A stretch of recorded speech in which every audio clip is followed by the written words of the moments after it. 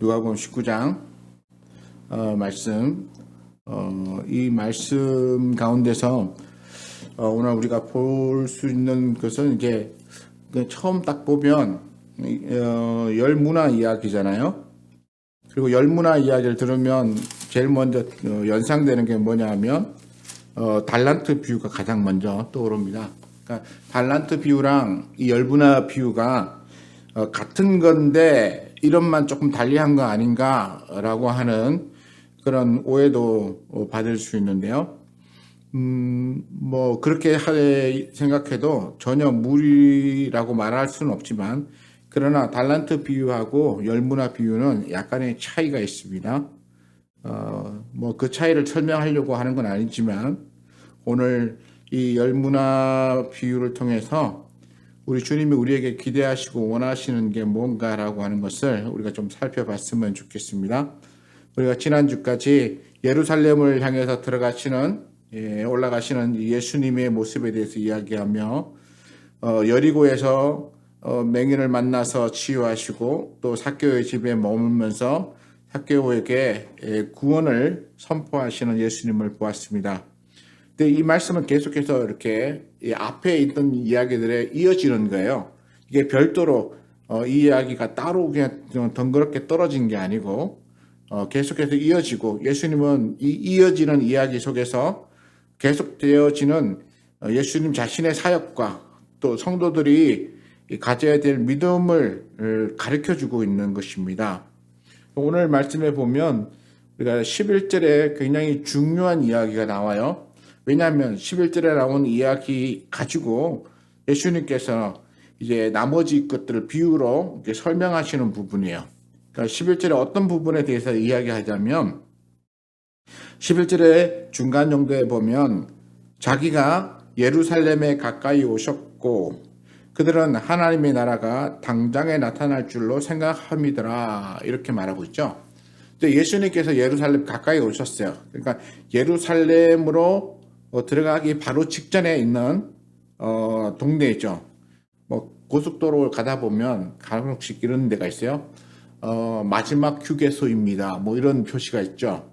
이게 예루살렘으로 올라가기 바로 직전에 있는 마지막 동네죠. 여기를 떠나면 그 다음에 가는 곳이 예루살렘입니다. 그러니까 이 마지막에 머무는 이 동네에서 예수님께서는 중요한 일, 아까도 말씀드린 것처럼 맹인을 고치시며 어두운 가운데 있는 백성들을 빛 가운데로 이렇게 나오도록 불러내시는 그런 모습과, 또 잃어버린 영혼인 삭개오 같은 사람들을 부르시면서 다시 구원을 선포하시고, 그리고 오늘 이 비유를 통해서 하나님의 나라에 대한 기대를 가지고 있는 백성들이 가지고 있는 오해에 대한 것, 그리고 그 오해에 대하여 설명해 줄 뿐만 아니라 어떻게 믿음을 지켜야 하는가라고 하는 부분에 대해서도 오늘 설명해 주고 있습니다. 그래서 예루살렘에 가까이 왔으니까 사람들이 무슨 생각을 했냐면, 이제 예수님께서 예루살렘에만 들어가면 그러면 하나님의 나라가 이루어지겠구나라고 하는 그런 오해를 가졌어요. 그래서 오늘 본문에 보니까 그들은 하나님의 나라가 당장에 나타날 줄로 생각합니다, 이렇게 말씀하고 있죠. 하나님의 나라가 당장에 이루어질 것 같이 생각했던 거야. 그래서 백성들이 예수님께서 예루살렘에 입성할 때 그들이 이게 갑자기 종려나무를 흔들면서, 가지를 흔들면서 낙이 타고 들어가시는 예수님을 보고 뭐라고 했습니까? 호산나 다윗의 자손이여. 그러면서 세상에 오실 왕이다라고 왕으로서 그렇게 영접하는 그런 모습들이 드러나요. 바로 이게 지금 오늘 말씀하고 그 부분이 이어지는 거야. 사람들은 이제 예수님께서 예루살렘에만 들어가면 이제 당장에 하나님 나라가 이루어지겠구나 라고 생각하고 있었는데, 예수님은 그게 사람들의 생각하고 똑같지 않다라고 하는 것을 보여주고 설명해 주려고 이제 열문화 비유를 가지고 말씀하십니다. 이제 거기 설명 들어가기 전에 잠깐 우리가 먼저 배경을 알고 들어가야 되는데요. 이 배경은 뭐냐면, 이 이야기는 삭개오의 집에서 삭개오가 자기의 재산을 다 내놓겠습니다. 절반이죠. 절반 내놓고 4배를 갚겠습니다라고 하는 이 사건이 있은 다음에 그 집에서 그대로 머무시는 채로 사람들에게 이야기해요. 그러니까 삭개오의 집에서 삭개오의 집에 모여 있는 사람들을 향해서 말씀하시는 것입니다. 보면 11절에 그들이 나오고 또 중간에 보면 그들은이라고 나오는 이 그들이라고 하는 이 사람들은 누구냐 하면 우리가 앞에서 보면 18장 35절 38절에 가면 어떤 사람들이 나오냐면 이제 맹인이 이렇게 앉아서 구걸하는 장면에 무리들이 이렇게 지나가요. 무리들이 지나가는데 지나가는 사람들에게 무슨 일이냐라고 이 맹인이 묻습니다. 그랬더니 37절에 가면 그들이 나사렛 예수께서 지나가신다라고 말을 하고 대답해 줍니다. 그러니까 여기서 말하는 이 그들, 다시 말해서 예수님을 따라다니는 무리의 사람들을 지칭할 때 그들이란 말을 쓰고 있거든요. 근데 이 사람들이 삭개오의 집에도 따라가고 또 지금 열무나 비유를 들을 때도 그 이야기를 그 자리에서 같이 듣고 있어요. 그러니까 이들은 예수님을 따라다니는 무리, 또 예수님의 제자들도 있고, 그 다음에 예수님을 이렇게 말씀을 들으려고 따라다니고, 또 기적을 보려고 따라다니는 바로 그런 사람들을 지칭하는 것입니다. 그러면 우리가 어떻게 생각해야 되냐면, 다르게 생각한다면, 예수 믿는 신자, 또는 믿음의 사람들, 또는 제자들이라고 하는 단어로 이렇게 바꾸어도 큰 무리는 없을 것 같아요. 그러니까 이 비유는 누구에게 말씀하세요? 예수님을 믿고 따르는 사람들에게 이야기하는 것입니다. 예수님을 따르는 사람들에게 얘기하는데 예수님을 따르는 사람들이 예수 믿는 신앙생활을 하는 과정 속에서 자기들이 생각하는 대로 오해하거나 또는 잘못 판단하는 경우가 생긴다는 거예요. 그래서 저기 보면 그들이 하나님의 나라가 당장에 나타날 줄, 그러니까 이런 오해들이 사람들에게 있기 때문에 예수님의 말씀을 바르게 가르쳐주고 그리고 그들이 오해하는 부분을 이렇게 수정해주지 않으면 그들은 그 잘못된 데서 벗어나지 못하는 거야. 이 사람들이 따라가다가 예루살렘 입성할 때 나귀를 타고 가시는 예수님을 향해서 막 이렇게 다윗의 왕이고 다윗의 후손이고 그리고 장차 이제 하나님 나라를 회복할 왕으로 오셨다라고 그렇게 환호합니다. 그런데 당장에 예수님께서 예루살렘을 전복시키거나 또 군사적 혁명으로 그렇게 나라를 뒤엎어서 하나님 나라를 만드시진 않죠. 바로 그러한 이야기를 오늘 이 열무나 비유에서 하고 있는데요. 12절에 가서 예수님께서 어떤 귀인이라고 하는 사람을 등장시킵니다. 어떤 귀인은 어떤 사람일까요? 우리가 생각해 보면 이렇게 갑자기 단어가 잘 안 나는데 귀족의 자녀라든가 또는 벼슬이 높다든가 또는 어떤 부유한 사람이라든가 사람들로부터 이렇게 존경받을 수 있는 그런 지위에 있는 사람을 말할 거예요. 그런데 여기 있는 이 귀인이 무엇을 합니까? 왕위를 받아 가지고 오려고 먼 나라로 떠나가요. 먼 나라로. 우리가 생각해 보면 왕위를 받기 위하여 먼 나라로 간다는 이 이야기가 언뜻 잘 이해는 안 되죠. 내가 내 나라의 왕이 되는데 왜 내가 딴 나라로 갔다가 다시 돌아와야 내가 내 나라의 왕이 되는가라고 하는 게 이해가 언뜻 안 되는데 이거는 당시에 유대의 나라를 다스리고 있던 그 헤롯과 헤롯의 자녀들에게 해당되는 그런 이야기를 예수님께서 하고 계시는 거예요.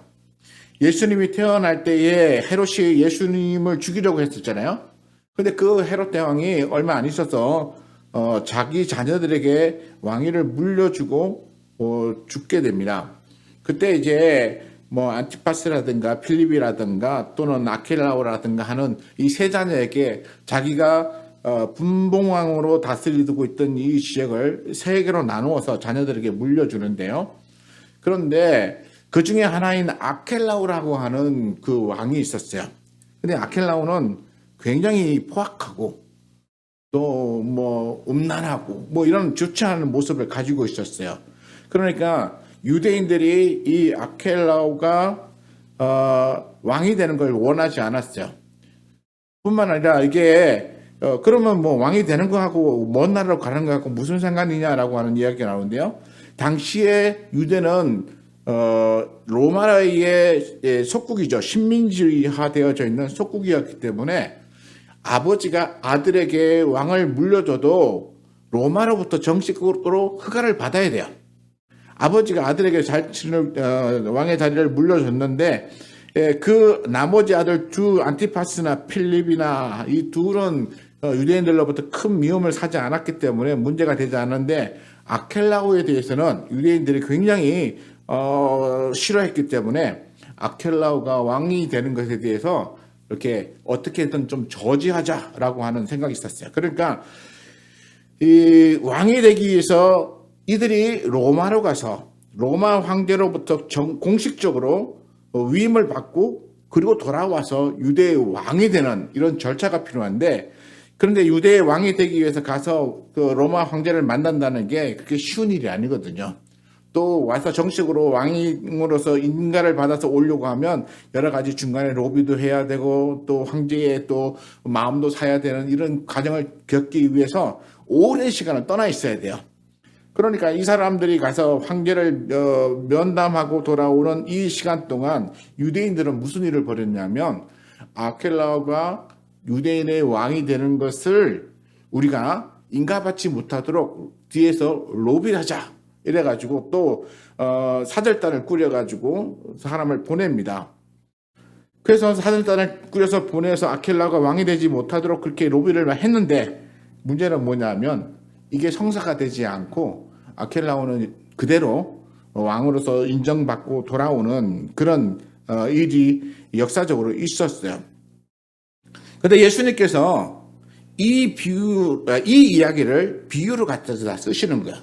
어떻게 하면 예수님 자신이 하나님의 나라를 하나님으로부터 받아가지고 하나님 나라의 그 완성된 나라를 다스리는 왕으로서 오시는 그 모습을 여기서 표현하고 있는데, 마치 아켈라오가 로마로 가서 로마 황제로부터 인가받고 다시 돌아와서 유대인의 왕이 되는 것처럼 예수님도 여기서 백성들을 모아서 하나님 나라를 이렇게 만들지만, 그러나 다시 예수님이 하나님께로 갔다가 다시 재림하여 돌아오는 과정을 이 비유를 통해서 보여주시는 거야.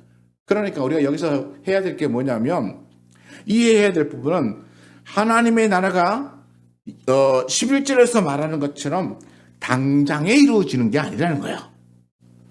하나님의 나라가 예수님께서 예루살렘만 들어가면 당장에 이루어지는 게 아니고, 사람들이 막 중간에서 일어나가지고 막 전쟁을 하고 로마를 물리치고 그렇게 이스라엘이 회복되어지는 그런 모습으로 나타나는 게 아니라, 하나님의 나라는 그렇게 다시 얼마 동안의 기간을 더 기다려야 되는 시간이 필요한데, 그 시간이 지난 다음에 하나님의 나라가 온전하게 이루어진다라고 하는 것을 이 비유를 통해서 보여주시고자 하는 것입니다.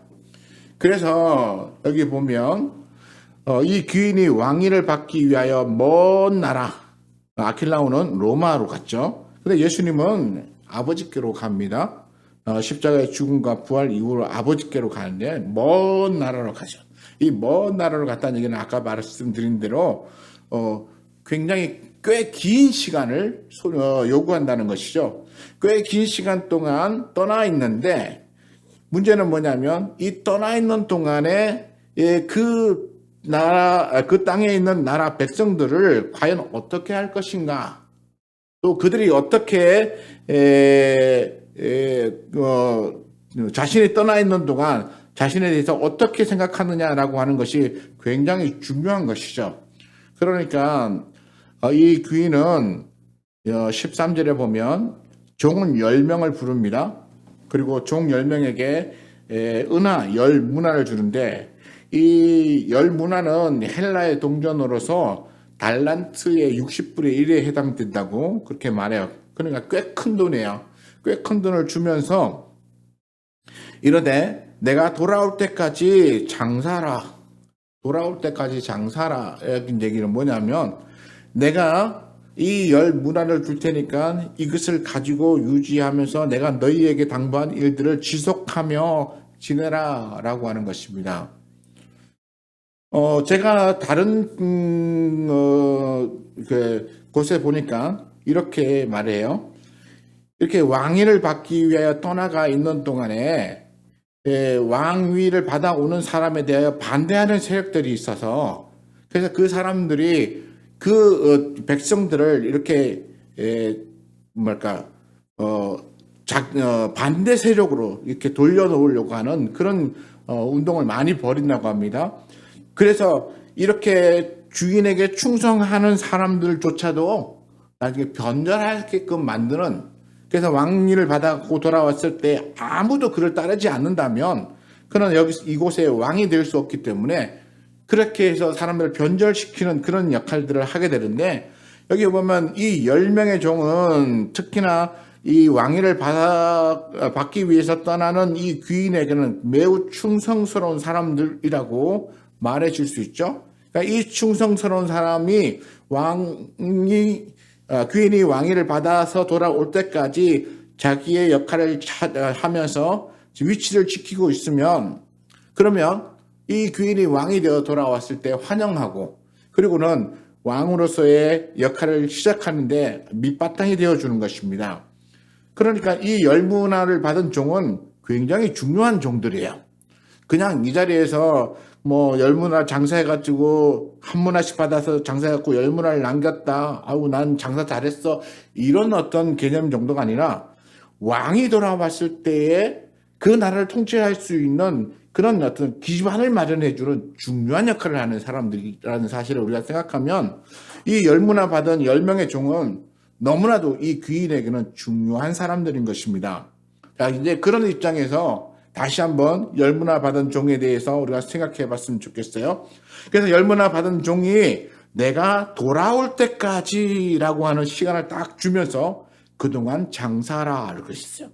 그럼 여기서 놓치지 말아야 될 게 뭐냐면 이 귀인이 내가 돌아올 때까지라는 거예요. 기간을 정해줬어요. 그 기간이 뭐 1년, 2년이라고 정해준 게 아니라 내가 여기서 떠나서 왕위를 받으러 가는데 갔다가 다시 돌아오는 그 시간까지 너희는 이것을 가지고 장사하면서 이곳에서 너희의 역할을 감당하고 있어라 라고 하는 역할을 주는 거죠. 그러니까 이 종들은 그 주인인 귀인이 돌아올 때까지 그것을 가지고 장사하며 삽니다. 그런데 문제는 뭐냐면 14절에 그런데 그 백성이 그를 미워하여 사자를 뒤로 보내어 이르되 우리는 이 사람이 우리의 왕됨을 원치 아니하나이다 라고 해요. 마치 아까 아킬라오가 왕이 되는 것을 유대인들이 싫어해서 사절단을 보내어서 로마에다 로비를 해서 이 사람을 왕으로 세우면 안 됩니다 라고 그렇게 하는 것처럼 이제 왕이 되어 돌아오는 것을 싫어하는 사람들이 그게 왕이 되지 못하도록 그렇게 막 공작을 펴고 있는 거죠. 막 여러 가지 수단을 쓰고 있습니다. 그래서 사절단을 보내어서 왕으로서의 어떤 지위를 받지 못하도록 할 뿐만 아니라 문제는 또 뭐냐면 그 나라에 있는 백성들을 이제 이 귀인을 따르는 쪽에서부터 돌아서게 만드는 거예요. 돌아서게 만드는. 그러면 이제 열문화를 받은 이 10명의 종이 그 주인의 뜻을 따라서 열심히 장사하면서 그냥 견실하게 잘 있게 내버려 두면 귀인이 왕의 직위를 가지고 돌아왔을 때 이 사람들이 충신이 되어서 나라를 이끌어 갈 거니까, 그러면 문제는 뭡니까? 이렇게 반대하는 사람들은 열심히 그 사람들을 이렇게 뭐 협박을 하든지 회유를 하든지 아니면 여러 가지 방법을 통해서 이 주인이 맡긴 것에 대하여 충성하지 못하도록 그렇게 만드는 것입니다. 그래서 이 귀인이 돌아왔을 때에 아무도 이 귀인을 맞을 수 없도록 만드는 거예요. 15절에 보니까 귀인이 왕위를 받아 가지고 돌아옵니다. 마치 아켈라오가 그런 해방에도 불구하고 왕이 되어서 돌아온 것처럼 이 귀인이 왕인을 가지고 돌아옵니다. 예수님도 마찬가지예요. 예수님도 하나님 나라에서 돌아가서 왕인을 가지고 다시 돌아옵니다. 이 돌아온다는 사실에 대해서는 변하지 않는 것 같아요. 그래서 왕인을 가지고 돌아오는데 돌아와서 무슨 일을 벌입니까? 15절에 보니까 귀인이 왕인을 받아가지고 돌아와서 은하를 준 종들이 각각 어떻게 장사했는지를 알고자 하여 그들을 부릅니다. 10명의 종을 다 불러요. 한 문화를 줬습니다. 아까 말했듯이 달란트의 60분의 1이니까 한 달란트만큼은 큰 건 아니어도 꽤 많은 양의 돈을 주고 갔기 때문에 그것으로 어떻게 장사했는지를 그들에게 묻습니다. 그랬더니 16절에 보니까 첫 번째 종이 나와서 이렇게 말합니다. 주인이여, 당신의 한 문화로 10문화를 남겼나이다. 그러니까 한 문화를 가지고 이 사람은 주인이 장사한 대로 장사했어요. 그리고 주인이 돌아오는 날까지 열심히 자기가 할 수 있는 능력을 다해서 장사를 했죠. 그랬더니 10문화가 남았습니다. 그리고 10문화를 다시 주인에게 내놓으면서 내가 당신의 한 문화로 10문화를 남겼습니다 라고 말하자 주인이 17절에 이렇게 말합니다. 잘하였다 착한 종아, 내가 지극히 작은 것에 충성하였으니 10고를 차지하라 이렇게 말합니다. 그러니까 이 종에게 장사해서 10문화를 남긴 그 종에게 내가 충성하였으니까 10고를 다스릴 권세를 내가 주겠다라고 말하는 것이죠. 그러면 이 10문화는 결국 10고를 다스리는 권세로 바뀌어지는 거야. 보상인 거죠. 이 10문화라고 하는 것이 그저 돈의 이야기가 아니고 이것이 10권세를 얻을 수 있는 그런 어떤 결과물이 된 거죠. 그러니까 우리가 생각해야 될 게 뭐냐면 그러면 이 주인이 한 문화씩을 주면서 들어갈 때까지 장사를 해서 하고 있으라라고 해서 종들과 회개할 때에 종이 10문화를 갖고 온 종이나 5문화를 갖고 온 종이나 또는 2문화나 1문화를 갖고 온 종이나 보시면서 이 주인이 내가 너는 많이 남겼으니까 너는 더 충성되고 너는 조금 남겼으니까 덜 충성되다라고 그렇게 판단하시고 있는 건 아니잖아요. 우리 이 성도들이 달란트 비유나 이 10문화 비유를 보면서 착각하는 게 뭐냐면 내가 이 땅 가운데서 수고를 해서 얼마나 많은 이익을 남겼느냐에 따라서 우리 주인에게 하나님에게 내가 그만한 평가와 대우를 받는다라고 생각하는 그런 착각들을 가지고 있어요. 내가 많이 이익을 남길수록 그래서 내가 땅에서 많은 업적을 이룰수록 내가 하나님 나라 가면 더 큰 상을 받을 거야라고 하는 그런 착각을 가지고 있는데 그게 아니고 내가 내 능력껏 내게 맡겨진 것에 대하여 최선을 다하면 그게 능력에 맞추어서 주님이 그냥 주시는 거야. 보면 5문화를 가지고 돌아온 종에 대해서도 이 주인은 책망하지 않습니다. 그냥 너도 5고를 차지하라 말해요. 그러니까 이 문화를 남기는 것은 그의 능력에 대한 일종의 평가이지 네가 많은 이익을 남겼기 때문에 라고 하는 것이 아니라는 거야. 그래서 10문화를 남긴 사람은 10문화를 남긴 만큼 능력이 있으므로 그게 능력에 맞추어서 10고를 다스리는 권세를 주었고 5문화를 남긴 종에게는 네가 5문화를 남길 만한 능력이 있었기에 주님이 5고의 권세를 그에게 줍니다. 만약 1문화를 더 남겨가지고 온 종이 있다면 아마 주님께서도 그를 책망하지 않으시고 그에게 그가 가지고 있는 능력에 따라서 1고를 다스릴 수 있는 권세를 그에게 주셨을 거예요. 비록 여기에는 10문화와 5문화 이야기밖에 나오진 않지만 이 비유에 따라서 그 능력에 맞추어서 그에게 그만한 권세를 주고 또 그 역할을 감당할 수 있도록 하는 것을 주셨습니다. 이거는 아까 말한 대로 내가 하나님 나라 가면 얼마나 많은 상급을 받고 이런 것으로 우리가 착각하면 우리는 이 잘못된 거야. 하나님께서 우리에게 능력에 맞추어서 우리에게 일을 주시는 것이지, 이 열 골 다스리는 권세는 일을 주시는 것이지, 내게 이게 그냥 뭐 상을 주어서 내가 누리고 권세를 가지고 수 있는 그러한 보상적인 어떤 뭐 부다 이렇게 생각하면 굉장한 착각을 가진 것이죠. 그러니까 우리는 하나님 앞에 우리의 역할을 다하면 주님이 우리에게 그만한 능력에 따라서 그 다스리는 권세를 주고, 또 우리는 그 권세를 받으면 또 그에 맞는 역할을 또 해야 되는 거예요. 10골 받은 사람은 또 10골 받은 만큼의 역할을 해야 되는 거야. 5골 받은 사람은 5골 받은 만큼의 역할을 또 해야 되는 거야. 왜냐하면 그 능력이 되는 만큼 줬기 때문에 계속해서 그런 역할을 하는 것이죠. 그런데 문제는 뭐냐면, 한 문화를 수건에 쌌다가 가지고 온 종에 대해서 평가할 때의 얘기는 굉장히 달라집니다. 20절, 21절에 보면 또 한 사람이 와서 이르되 주인이여 보소서 당신의 한 문화가 여기 있나이다. 내가 수건으로 싸 두었었나이다. 이는 당신이 엄한 사람인 것을 내가 무서워함이라. 당신은 두지 않은 것을 취하고 심지 않은 것을 거두나이다 라고 말하면서 이 문화 받은 것을 아무 곳에서 사용하지 않고 그냥 수건에 가만히 쌌다가 다시 그냥 주는 거예요.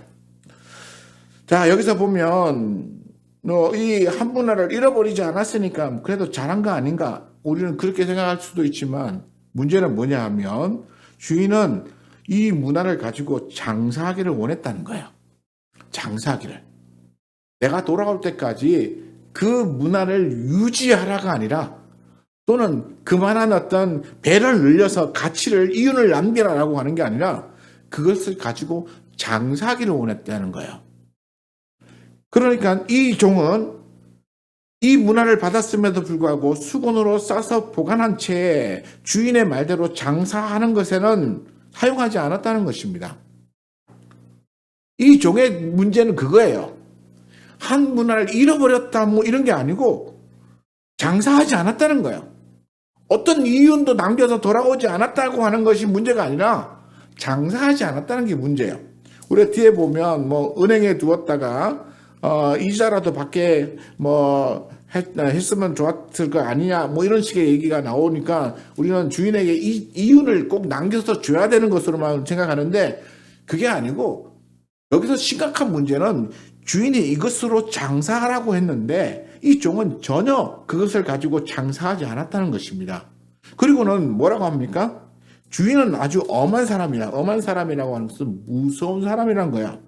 그리고는 주인은 뭐 맡겨주지도 않은 것을 막 달라 그러고 막 욕심 부리는 아주 심술궂은 사람이다 라고 그렇게 주인을 폄하하는 모습을 보여요.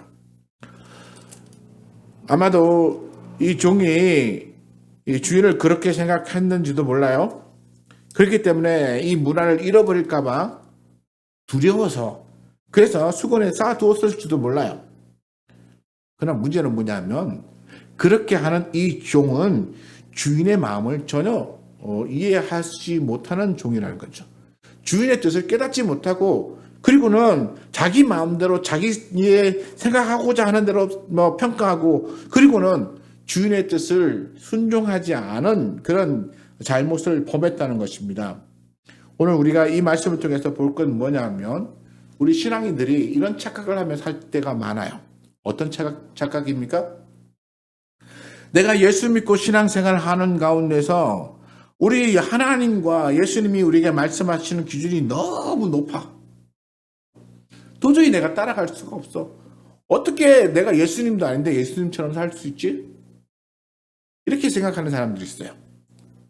내가 예수님도 아닌데, 내가 하나님도 아닌데 어떻게 세상 가운데서 예수님의 말씀을 우리가 100% 순종하면서 완벽한 그런 삶을 살 수 있을까?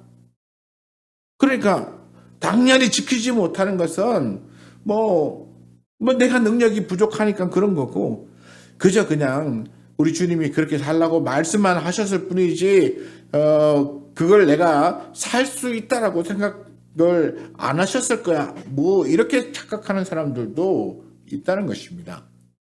그러나 우리 주님이 우리에게 말씀하시는 것은 무엇이냐면 행하라. 그것을 내가 돌아올 때까지 그것을 가지고 장사하라 라고 말하는 것은 내가 돌아올 때까지 내가 너희에게 준 하나님의 말씀을 가지고 살아라.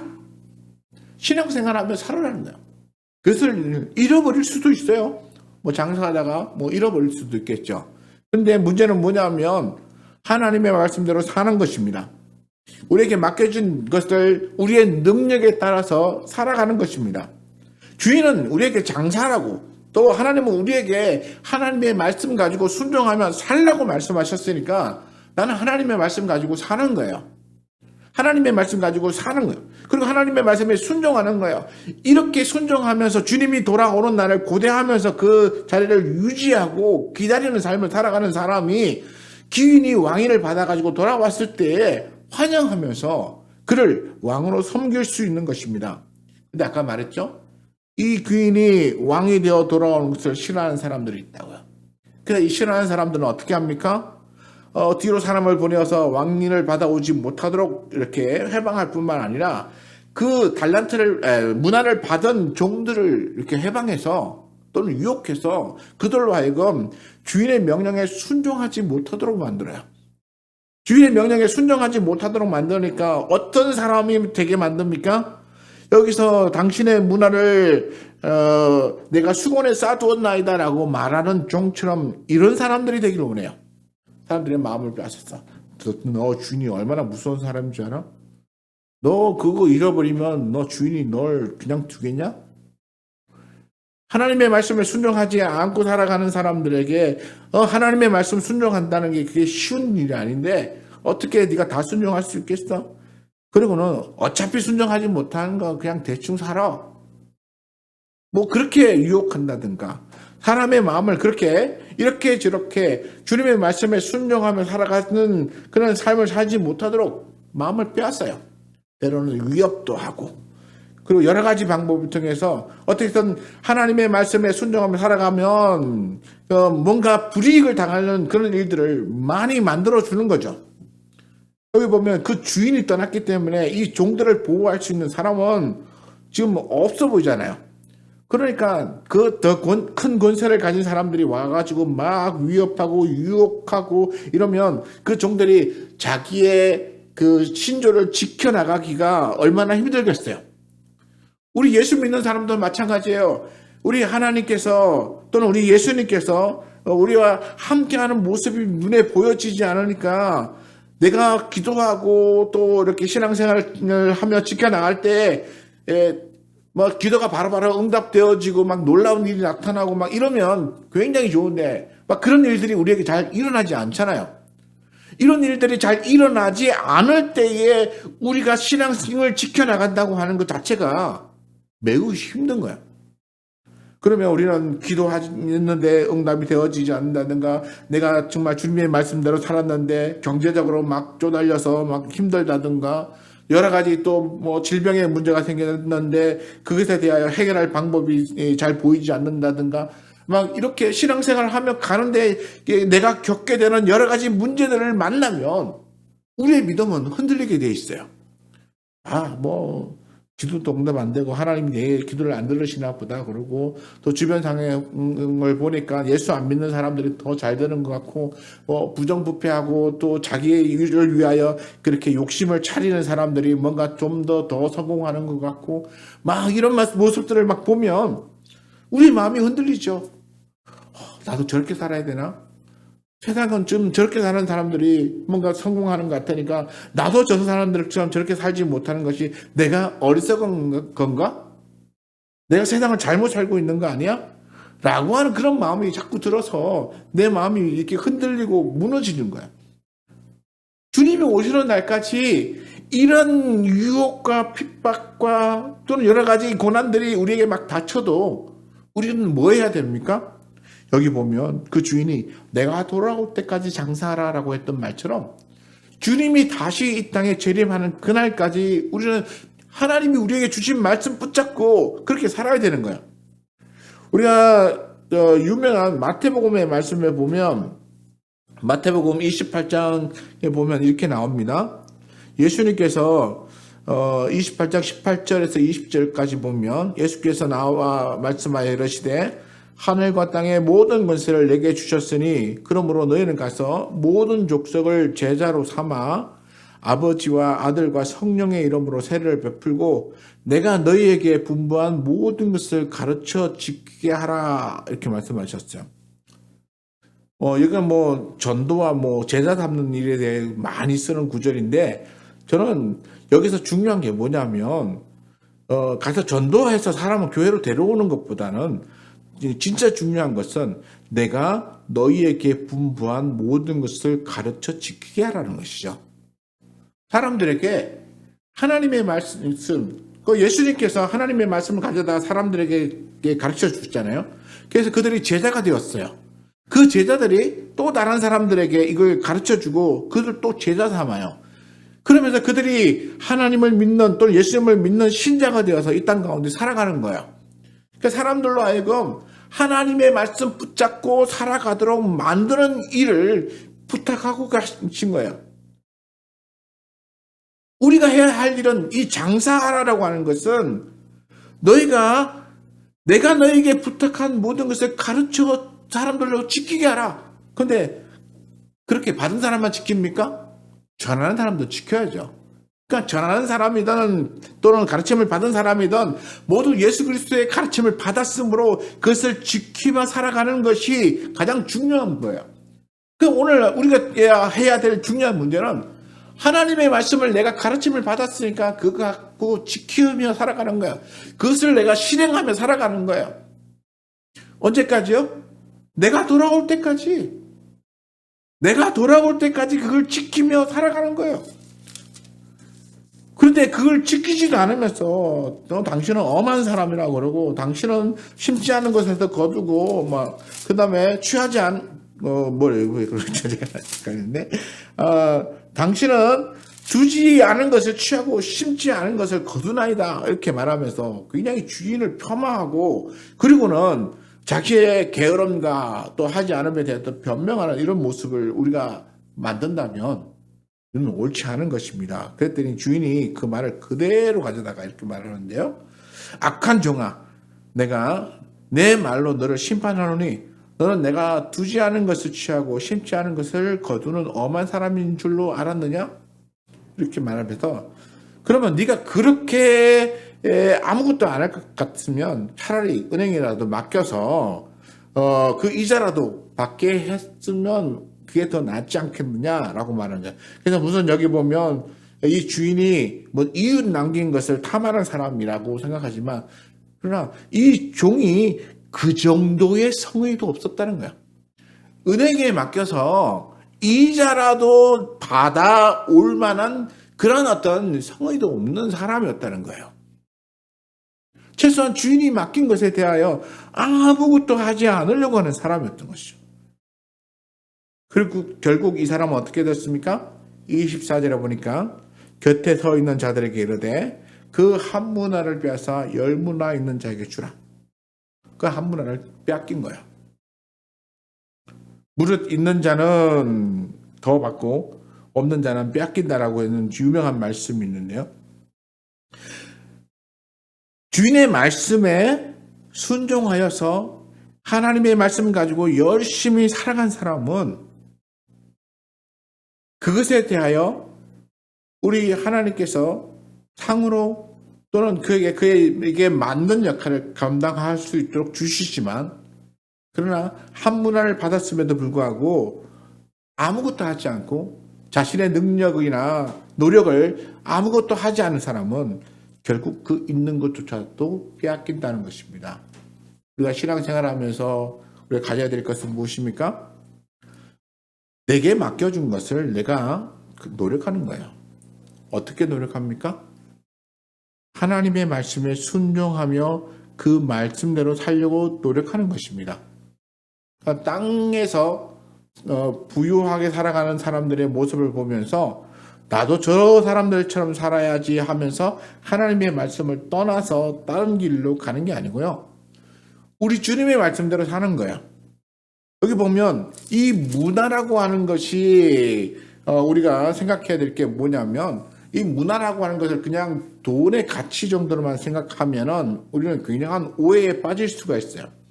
그러나 이 문화라고 하는 것은 주님이 우리에게 맡긴 사명 또는 하나님의 말씀이라고 우리가 이해를 하면 생각이 달라지죠.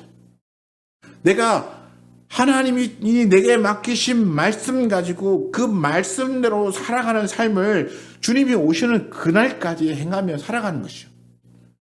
내가 하나님의 말씀대로 행하며 살아갔을 때 그 살아가는 삶을 통해서 얻어지는 나의 그 삶에서 나타난 열매들, 이것들이 거기서 얻어지는 열 문화를 얻은 사람과 5문화를 얻은 사람들의 이윤과 같은 것이에요. 그러니까 내가 주님의 말씀대로 열심히 삽니다. 세상적으로는 좀 가난하고 좀 여러 가지 어려움도 겪고 핍박도 받지만, 그러나 주님의 말씀대로 열심히 잘 살았더니 누가 원하는 열매가 맺어지냐면 하나님이 원하는 열매가 맺어지는 거예요. 세상의 가치로 평가하는 열매가 아니고 하나님이 원하는 열매가 맺어지는 거예요. 우리 주님이 우리에게 기대하시는 것은 하나님이 원하는 열매를 기대하는 것이지 세상 사람들이 좋다고 여겨지는 그 열매를 기대하시는 게 아니에요. 그러니까 이 열문화를 얻어가지고 열문화를 더 내가 벌었습니다라고 내놓는 이 종은 하나님의 말씀 가지고 살았더니 하나님이 원하는 그러한 열매를 더 얻은 거예요. 그러니까 우리가 열매라고 하는 이 가치나 또는 이 열문화를 가지고 돌아온 이 문화의 가치가 그냥 재와 부의 가치가 아니라 하나님이 주신 말씀과 하나님의 말씀을 통하여 살아서 하나님이 원하는 열매를 거두는 것으로 우리가 생각하면 우리는 세상을 어떻게 살아야 하는가가 확연하게 구별이 되는 거예요. 근데 이걸 그냥 앞에서 마태복음 25장에 나온 달란트 비유, 그 다음에 여기 열문화 비유를 전부 무슨 돈의 가치로만 생각하고, 그래서 이 땅에서 내가 얼마나 이렇게 부유하게 또 얼마나 명예를 얻으며 성공적으로 살았느냐, 이런 것만 생각하니까 내가 이 세상 교회에서, 교회에서 일해가지고 세상 사람들에게 이렇게 찬양받았고, 그 다음에 성공했다, 칭송받을 수 있는 그런 것들만 자꾸 머릿속에 생각이 나거든요. 그러니까 내가 얼마나 성공한 사람이 되었느냐, 얼마나 인정받는 사람이 되었느냐, 그래서 막 간증하고 들으면 와 대단한 사람이다 막 이러고 박수치고 막 그러는데, 정말 그렇게 간증하는 그 사람의 내면 속에 하나님의 말씀 가지고 거짓 없이 진실하게 살아서 하나님이 원하는 열매를 거두은 사람인가라고 말할 때는 우리는 조금 평가가 달라질 수 있다는 것을 우리 생각해야 돼요. 저도 그런 간증하는 사람들 얘기를 많이 들었습니다. 근데 그 듣는 이야기는 그렇게 많이 듣지 않았는데, 그렇게 훌륭하게 간증했던 사람들이 나중에 이렇게 그 삶이 바뀌어지는 걸 들은 적들이 꽤 있어요. 그러니까 정말 멋있게 성공하고 하나님으로부터 복 받았다고 생각하고 막 그렇게 했던 사람이 나중에 더 그 뭔가 하는 일들이 커지니까 막 부패하고, 그 다음에 도덕적으로 문제를 가지고 있는 것이 드러나고, 그게 진실하지 못한 모습들이 나중엔 그렇게 드러나더라고요. 정말 우리 주님이 그런 모습을 보면서 기뻐하셨을까요? 저는 그렇지 않다고 생각해요. 주님이 주신 열매, 이 문화 가지고는 주님이 원하시는 열매를 거두어야 되는 거예요. 세상의 열매를 거두면 우리는 하나님 나라에 합당하지 않은 거예요. 그러니까 우리는 주님이 오시는 그날까지 주님의 말씀에 순종하며 살아가고, 주님의 뜻대로 순종하며 살아가고, 그렇게 해서 주님이 원하는 열매를 거두어서 주님이 주인이 돌아오면 다시 내어놓을 수 있는 그런 믿음을 가지고 살아야 되는 것이죠. 그러면 주인이 착한 종이라고 칭찬하시면서 우리에게 우리 능력에 맞추어서 하나님이 우리에게 뭔가 다른 것을 주실 것입니다. 그러니까 오늘 이 문화의 비유는 그냥 내가 뭐 내 재능을 가지고 사회적으로 얼마나 성공했느냐 이런 것으로 간다면 우리는 성경을 너무 잘못 이해하는 것이고요. 오늘 말씀은 그거예요. 내게 주신 하나님의 말씀을 가지고 내가 그 하나님의 말씀대로 얼마나 순종하며 하나님이 원하는 신앙의 삶을 얼마나 잘 살았는가 이걸 이야기했다는 것을 우리가 잊지 않아야 됩니다. 그러니까 주님이 우리에게 맡긴 사명이라고 하는 것은 하나님의 말씀이고 그리고 우리는 거기에 대해 충성된 종류는 뭐냐면 하나님의 말씀대로만 순종하여 산 사람인 거예요. 그리고 그렇게 살았을 때 주님이 우리를 칭찬해 주실 것입니다. 그리고 그 칭찬은 우리에게 하나님 나라에 들어가는 큰 권세를 주는 것이죠. 그리고 문제는 우리 주님이 말씀했잖아요. 당장에 이루어지는 것이 아니라 꽤 긴 시간이 소요될 것이다라고 하는. 그러니까 꽤 긴 시간 동안 우리는 주님의 말씀 가지고 지켜야 되는데 이거 하다 보면 우리가 지치기도 하고 또는 우리가 마음이 처음에는 막 이렇게 뭐 열심히 해야지 했는데 나중에 가면 시들시들 이렇게 마음이 흐트러지기도 합니다. 우리는 그렇게 되지 않도록 날마다 바울처럼 우리 스스로에게 채찍질하면서 우리가 하나님의 말씀대로 순종하며 살아갈 수 있도록 끝까지 그리고 주님이 원하는 방법대로 주님이 원하는 열매를 거두며 그렇게 믿음으로 살아서 착한 정이나 칭찬받을 수 있는 저와 여러분 되시기를 축원합니다. 기도하겠습니다.